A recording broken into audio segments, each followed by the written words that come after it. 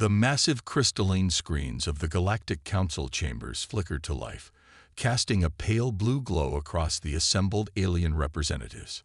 High Counselor Zexstar, a towering figure with iridescent scales, leaned forward in his hovering chair as the latest intelligence reports streamed in. Another sighting, his assistant chirped, mandibles clicking with excitement. Third one this cycle.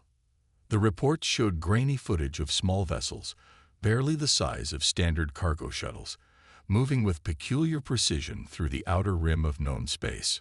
Most species built their ships to impressive scales, mobile cities that housed millions. These vessels were different.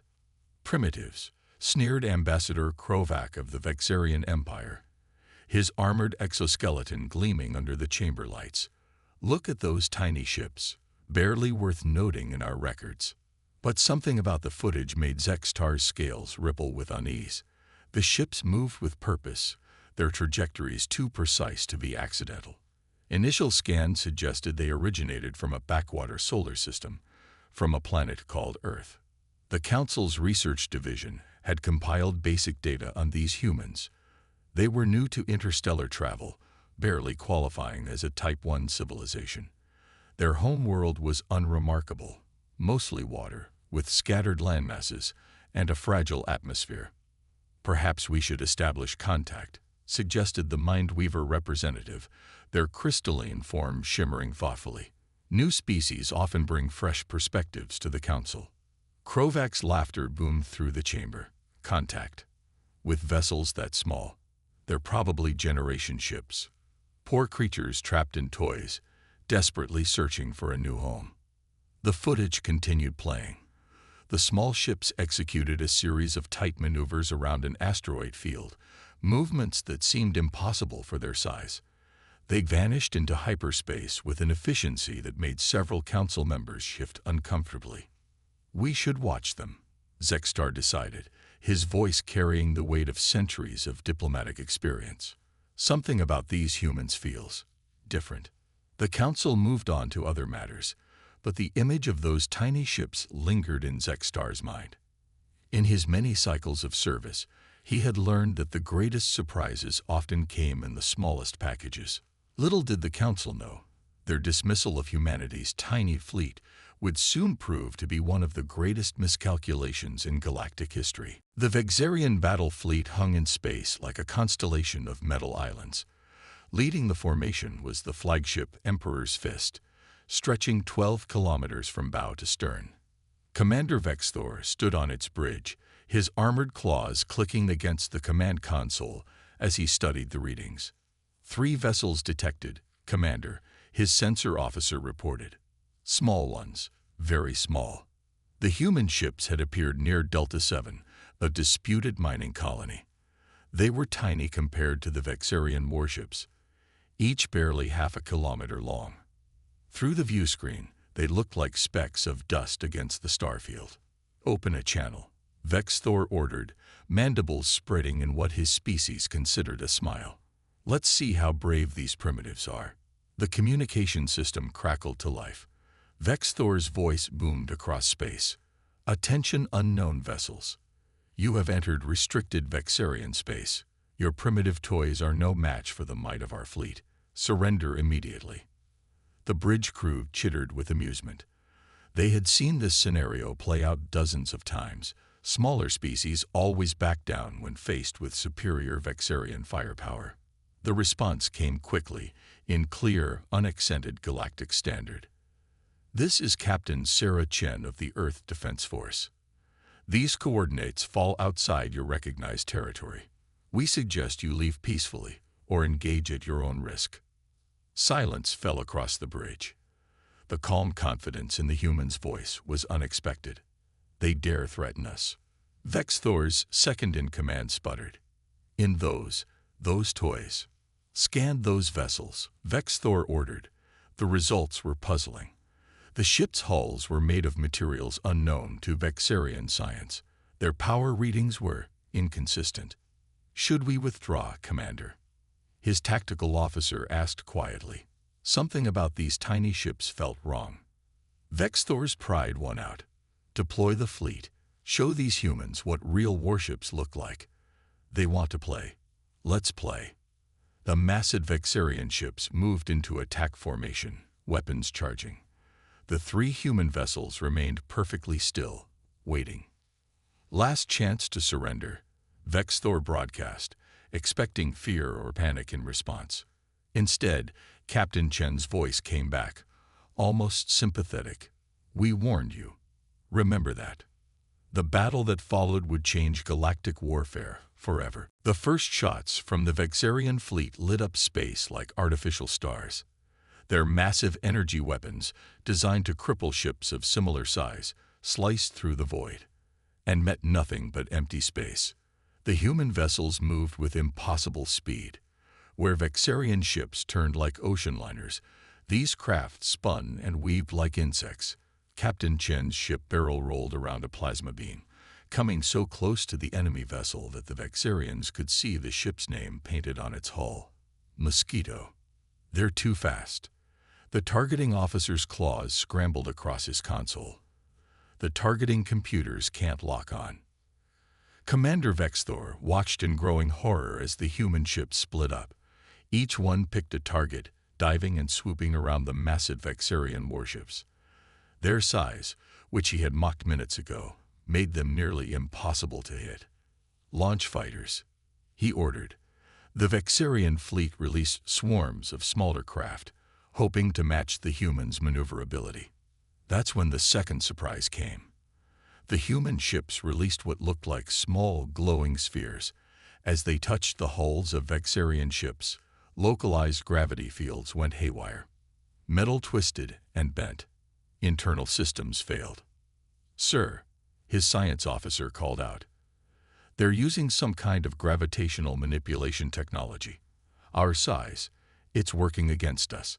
A terrible understanding dawned on Vexthor. The humans hadn't built small ships because they couldn't build bigger ones. They had done it deliberately. Every aspect of their design was purposeful. Their size made them agile. Their weapons were designed to turn an enemy's mass into a weakness. Through the view screen, he watched helplessly as one of his largest ships was literally torn apart from within by cascading gravitational failures. The human vessels continued their deadly dance, systematically disabling ship after ship. "Send the distress signal," Vexthor ordered, his pride shattered. "Warn the others. These humans, they're not primitive. They're not weak. His words were cut off as the bridge shook violently. The last thing he saw before emergency systems activated was the mosquito zooming past his view screen, its tiny size no longer a source of mockery, but of terror. The battle would be over in minutes. The news, however, would echo across the galaxy for years to come. The Galactic Council chambers erupted in chaos as the battle footage played on the massive screens. Representatives from 37 species watched in stunned silence as 3 tiny human ships systematically dismantled one of the most powerful Vexarian fleets ever assembled. "Impossible," whispered Ambassador Krovac, his earlier mockery forgotten. The footage showed the human vessel Mosquito executing a maneuver that defied physics, sliding between 2 Vexarian cruisers with barely meters to spare, its gravitational weapons leaving both massive ships crippled in its wake. High Counselor Zexstar studied the data scrolling across his personal screen. The human ships had suffered minimal damage. Their energy consumption was remarkably efficient. Most surprisingly, scans suggested these weren't even their most advanced vessels. "The humans," the Mindweaver representative spoke, their crystalline form pulsing with excitement. "They think differently. Look at their tactical approach." The footage shifted to show another human ship, Hornet, dealing with Vexarian fighters. Instead of engaging in traditional space combat, it moved like a predator among prey, using the Vexarians' own ships as shields against their allies' weapons. Their entire strategy, Zexstar realized aloud, is based on turning our strengths into weaknesses. Our massive ships, bigger targets, our powerful weapons, too slow to hit them, our numerical superiority. They made us fear hitting our own ships. A junior analyst rushed into the chamber, clutching a data crystal. "High Counselor, we've decoded more of their communications. They're calling these vessels frigates. These are their CMAL ships." The chamber fell silent again.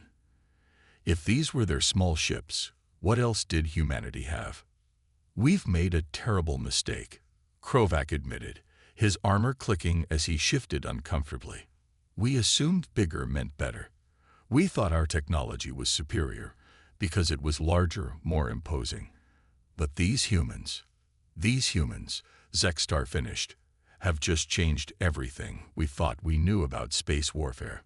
On the screens, the battle's final moments played out. The mighty Vexarian fleet, pride of their military, lay in ruins. The 3 human ships formed up, their tiny forms silhouetted against the star-filled background, before disappearing into hyperspace.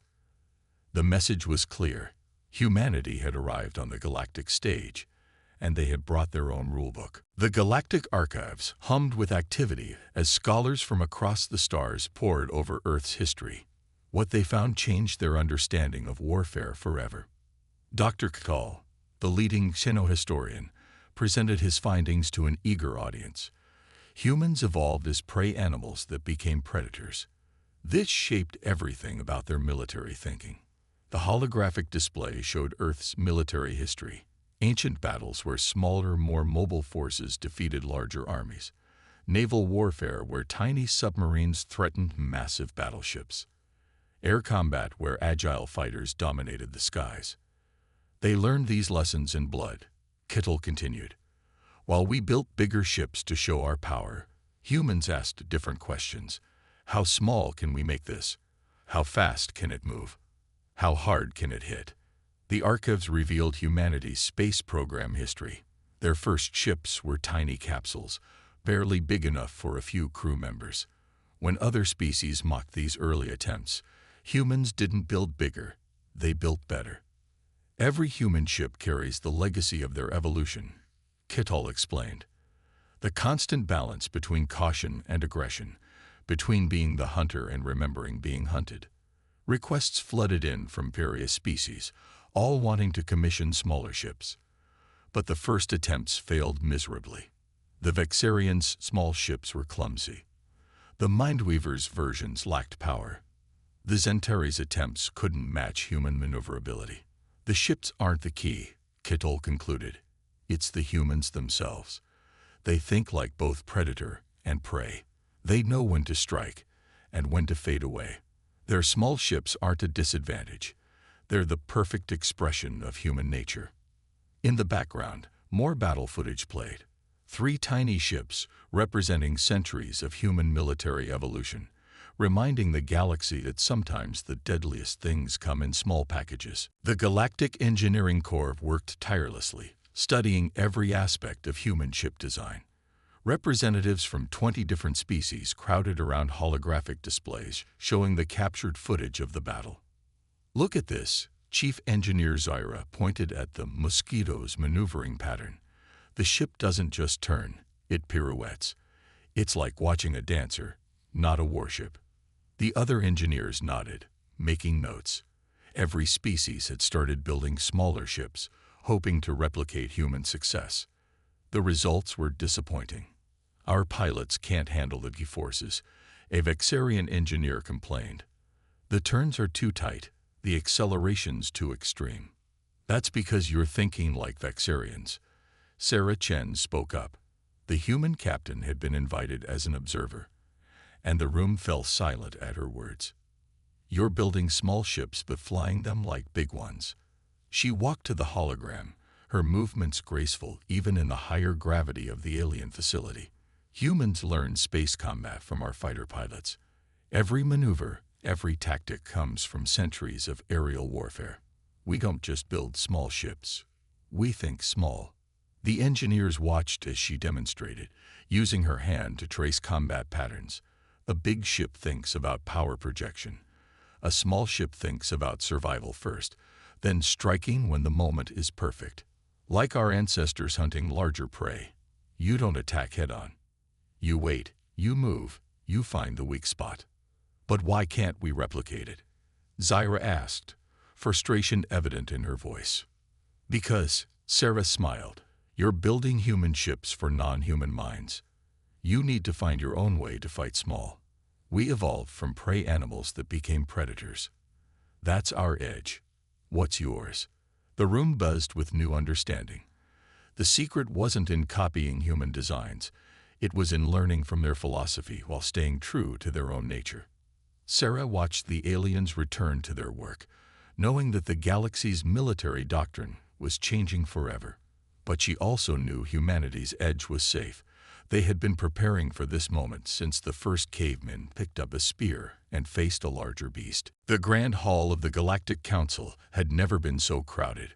Representatives from every known species gathered to witness humanity's formal induction ceremony. High Counselor Zexstar stood at the central podium, his scales shimmering with anticipation.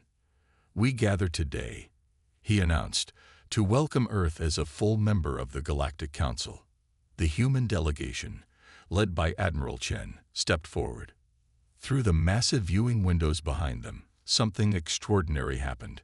Hundreds of small ships dropped out of hyperspace, then thousands more. The tiny fleet that had once been mocked now filled the space around the council station. "Beautiful, aren't they?" Admiral Chen smiled. "Each one capable of outmaneuvering any conventional vessel. But more importantly, each one crewed by humans who understand both the hunter and the hunted." Former Ambassador Krovac, now a leading advocate for human integration, watched in awe. "How many?" he whispered. 10,000 frigates, Chen replied. "Plus our actual warships, which we haven't shown yet." The revelation sent murmurs through the crowd. These weren't even their largest vessels. "We never needed planet-sized ships," Chen continued. "We learned long ago that bigger isn't always better. Our strength lies in being underestimated, in turning weakness into advantage." In his private chamber, Vexarian Admiral Thor studied human history texts.